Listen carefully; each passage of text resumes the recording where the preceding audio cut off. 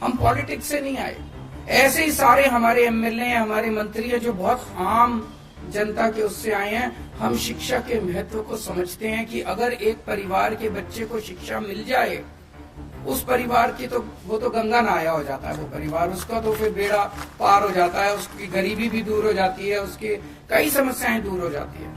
आम आदमी पार्टी तो पैदा ही संघर्ष के लिए हुई है। जो जो आम आदमी पार्टी में आए वो ये सोच ले भाई ये कांटों का ताज है।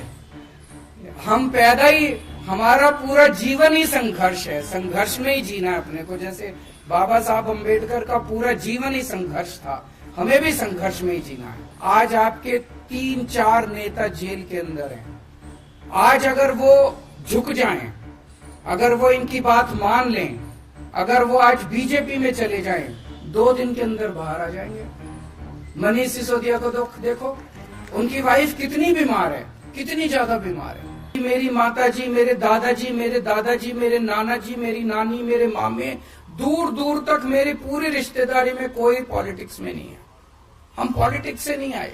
ऐसे ही सारे हमारे एमएलए हैं, हमारे मंत्री हैं जो बहुत आम जनता के उससे आए हैं। हम शिक्षा के महत्व को समझते हैं कि अगर एक परिवार के बच्चे को शिक्षा मिल जाए, उस परिवार की तो वो तो गंगा नहाया हो जाता है, वो परिवार उसका तो फिर बेड़ा पार हो जाता है, उसकी गरीबी भी दूर हो जाती है, उसकी कई समस्याएं दूर हो जाती है। और अगर किसी परिवार के बच्चे को शिक्षा ना मिले तो आने वाली पीढ़ी दर पीढ़ी वो पिछड़ा ही रहता है, वो आगे नहीं बढ़ पाता।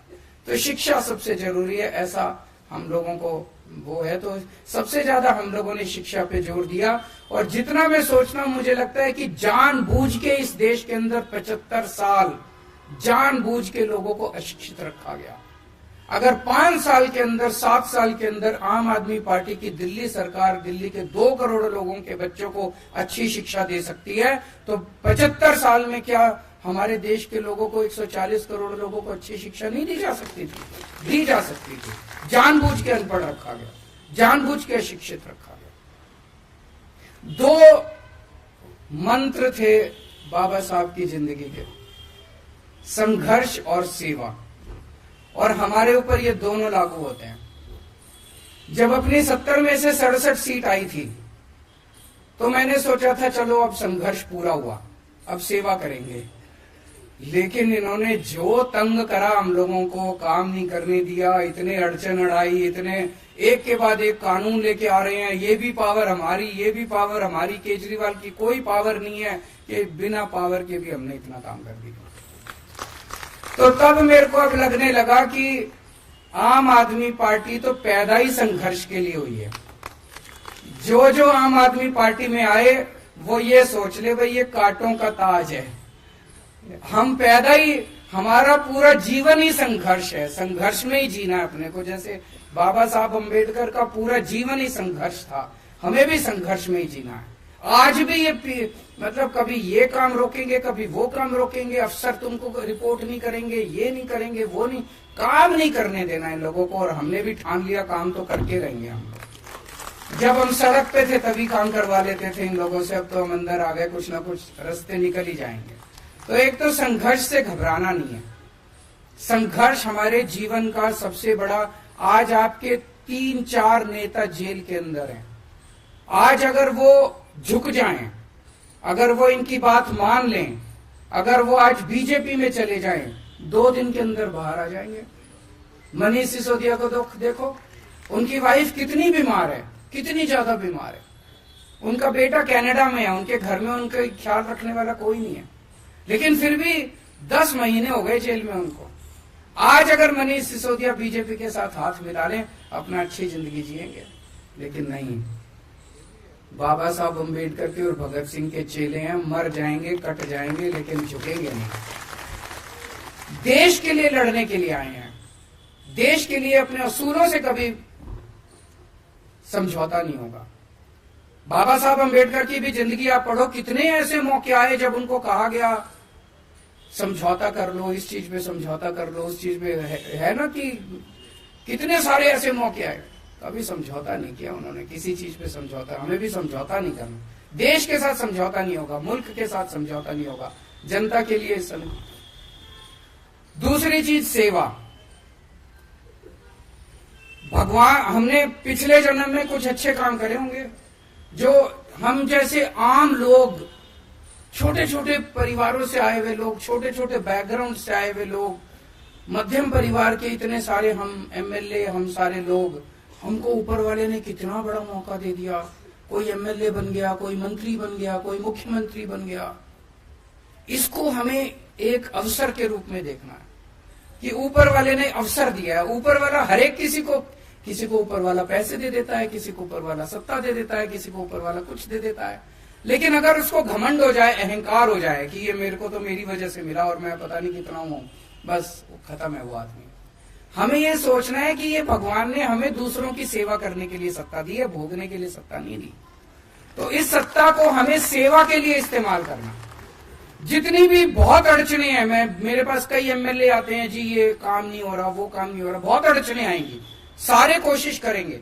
आपसे आज ये आपके काम में अड़चन क्यों डाल रहे हैं? आज अगर आप सक्सेसफुल नहीं होते, सफल नहीं होते, कोई अड़चन ही नहीं आती।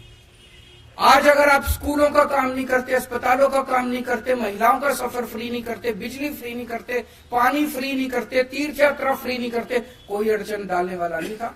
अगली बार दिल्ली हार जाते, उनको पता था, उनको पता है दिल्ली अब आपसे कोई नहीं छीन सकता। दिल्ली के लोग आपसे बहुत प्यार करते हैं, दिल्ली के लोग आपको छोड़ने वाले नहीं है, इसीलिए वो छीनने के लिए अड़चन तो डालेंगे। जितनी अड़चन डाल रहे हैं उतना आपको खुश होना चाहिए कि हम सफल हो रहे हैं, और उनकी नींद हराम कर रखी है, इसीलिए वो अड़चन डाल रहे हैं। तो अड़चनों को पार कर करके आपको सेवा करनी पड़ेगी, और सेवा के लिए ही पैदा हुए हैं, सेवा जरूर करनी खूब। दूसरी चीज, सबकी सेवा करनी है, चाहे वो बीजेपी वाला हो, चाहे वो कांग्रेस वाला हो, चाहे वो आम आदमी पार्टी वाला, उसमें कोई वो नहीं करना। हमें कई बार मन में आता है ये तो बीजेपी वाला, इसका मैं काम क्यों करूं, उसका भी काम करना, उसका भी दिल जीतना है। एक दिन ऐसा आएगा जब दिल्ली के 2.5 करोड़ लोग आम आदमी पार्टी के मेंबर होंगे, और एक दिन ऐसा आएगा जब देश के 140 करोड़ लोग आम आदमी पार्टी के मेंबर होंगे। और आम आदमी पार्टी से मेरा मतलब आम आदमी पार्टी नहीं है, मेरा मतलब मुल्क है। मुल्क के लिए काम करना है अपने को। अगर कल को मुल्क और आम आदमी पार्टी के बीच में चुनना हो तो आम आदमी पार्टी को लात मार देना, मुल्क के लिए काम करेंगे।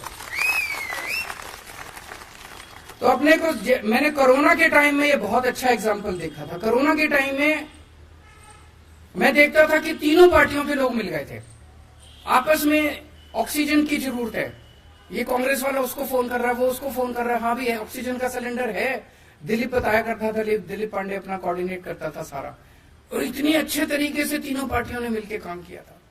वही स्पिरिट अपने को रखनी है। हम कोई दुश्मन थोड़ी है एक दूसरे के, एक ही तो मुल्क के लोग हैं। पता नहीं क्यों इतना जहर भर लिया हम लोगों ने आपस में एक दूसरे के दिल। तो सबका काम करना है, सबकी सेवा करनी है। आज हम दिल्ली के अंदर जो काम कर रहे हैं, बच्चों को अच्छी शिक्षा दी, हमारे पास क्या है? हमारे पास तो कुछ भी नहीं है, फक्कड़ लोग हैं, ना पैसे अपने पास, ना आदमी अपने पास, बस लोगों का आशीर्वाद है। जो 18 लाख बच्चे सरकारी स्कूलों में पढ़ते हैं, आज हर एक का माँ बाप मानता है कि यार इन्होंने मेरे बच्चों का भविष्य तो बना दिया। उन 18 लाख बच्चों के माँ बाप का आशीर्वाद हमारे साथ है। आज जो करोड़ों लोगों का हमने मोहल्ला क्लिनिक में इलाज कराया, करोड़ों लोगों का अस्पतालों में इलाज कराया, अगर किसी का एक्सीडेंट हो जाए तो उसका मुफ्त में इलाज होता है, वो कुछ तो आशीर्वाद शीश देके जाता होगा ना। उनके आशीर्वाद हमारे साथ हैं, यही हमारी संपत्ति है। तो सेवा करनी है, संघर्ष करते रहना पड़ेगा, पूरी जिंदगी संघर्ष करना पड़ेगा, हताश मत होना, डरना मत। और आज बाबा साहब अंबेडकर के महापरिनिर्वाण दिवस के अवसर पे ये अपने अपने मन में कसम खा के जाओ कि उसी रास्ते पर पूरा जीवन उनका संघर्ष ही तो था, आखिरी दम तक संघर्ष कर रहे थे वो। कितने किस्म किस्म के संघर्ष किए उन्होंने, राजनीतिक लेवल पे, सामाजिक लेवल पे, हर स्तर पे उन्होंने संघर्ष किया।